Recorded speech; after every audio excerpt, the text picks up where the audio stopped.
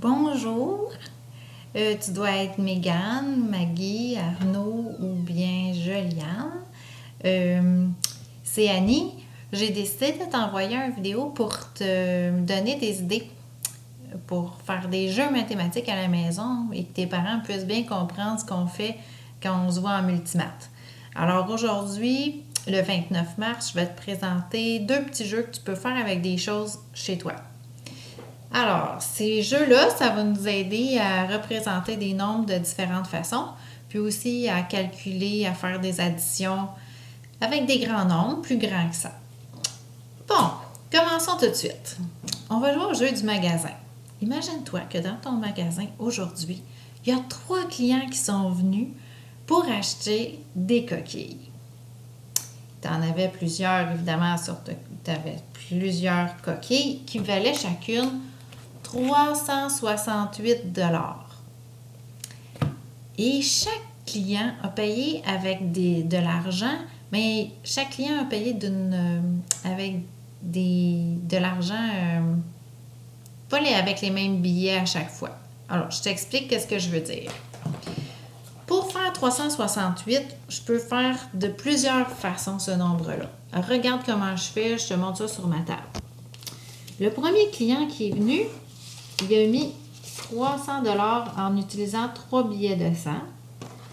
Ensuite, il a mis 6 billets de 10. Voilà. Et finalement, il a mis un 5 $ et 3 1 $. Comme toi, tu es la caissière dans le jeu du magasin, je vais te demander de prendre ta calculatrice et de vérifier si ça fait bien 368.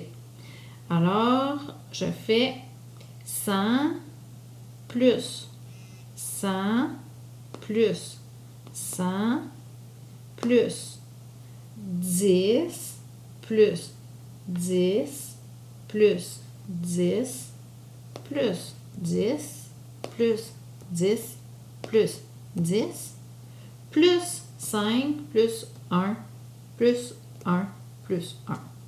Ah, parfait. Il a bien donné le bon montant, 368 $.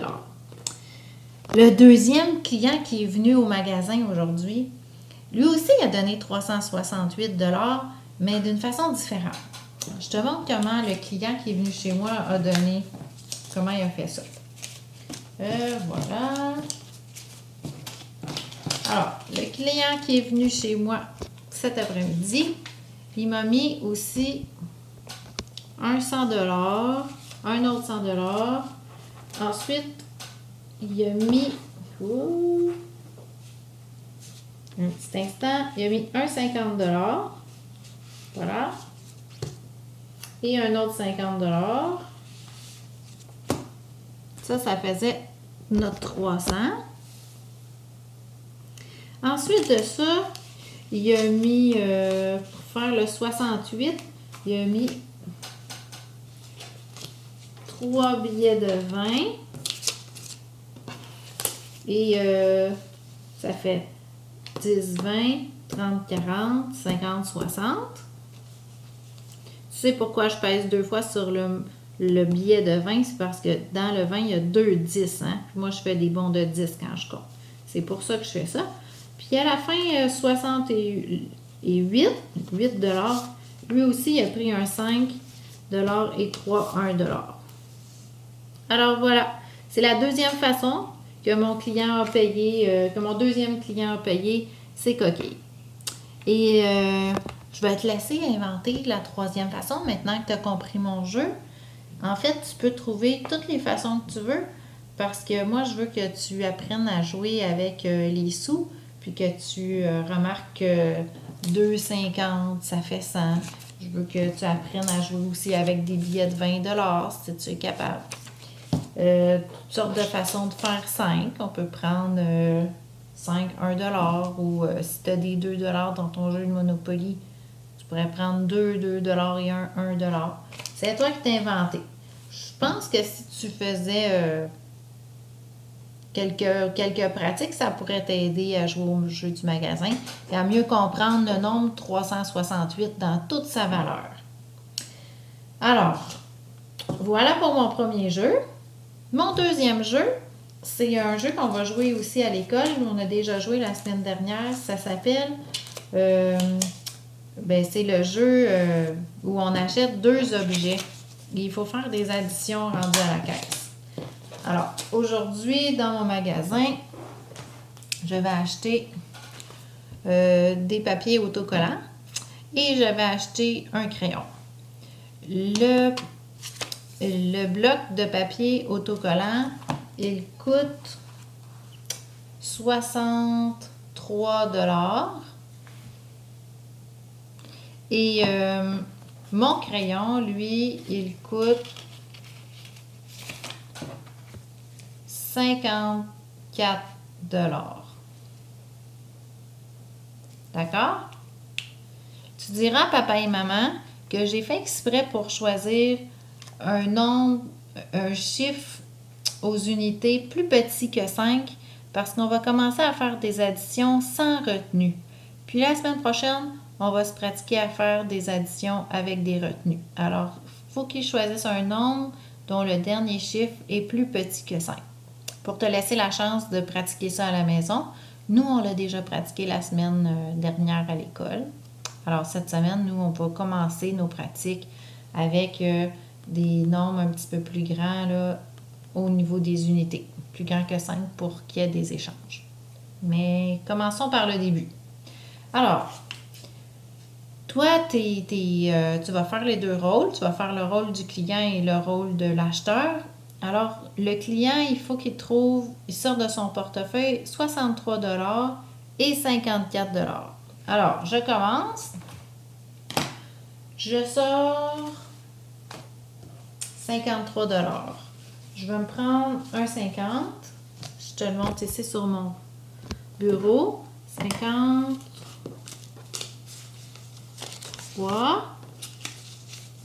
Voilà. Moi, j'ai décidé de le faire comme ça. Toi, tu peux le faire d'une autre façon si tu veux. Tu peux prendre seulement des 10 si c'est plus facile pour toi.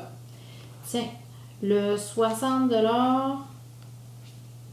je vais prendre juste des 10. 10, 20, 30, 40, 50, 60 et 3 $. 1, 2, 3. Bon. Ouh. OK. Alors, je ne sais pas si tu vois tous mes billets. Ça fait ça comme ça. Alors, maintenant, je te montre comment moi j'additionne. Je prends mon plus grand nombre que j'ai sur les billets. Puis là, je continue. 50, 60, 70, 80, 90, 100, 110. Toutes mes dizaines sont ensemble. J'arrête là. Je suis à 110. Et puis mes unités, 1, 2, 3, 4, 5, 6. J'ai 6 unités. Alors, j'ai 110 à la fin. 110 plus 6 unités. Ça me fait combien? Bien, ça fait 110, 111, 112, 113, 114, 115, 116. Ça me donne 116 $.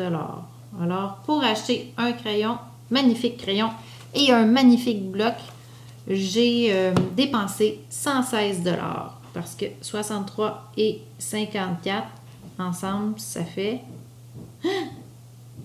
Ça fait pas ça, ça fait 117. Ouh, j'ai fait une erreur de calcul. J'ai mal dû mettre mes nombres quand je les ai comptés. 2, 3, 4, 5, 6. Ben oui. Bon. Alors, tu as sûrement pu voir mon erreur à la caméra. C'est pas très grave, mais ça t'explique un petit peu le jeu que je voulais te présenter. Merci. Je te laisse te pratiquer cette semaine. Puis, je te renvoie une petite vidéo. Envoie-moi tes commentaires pour me dire si tes parents ont bien compris, puis si toi aussi tu comprends bien. J'espère que tu vas t'amuser à acheter toutes sortes de petites choses que tu as à la maison, puis que ça va te faire faire des activités mathématiques amusantes et passer du beau temps avec tes parents. Merci, bye bye!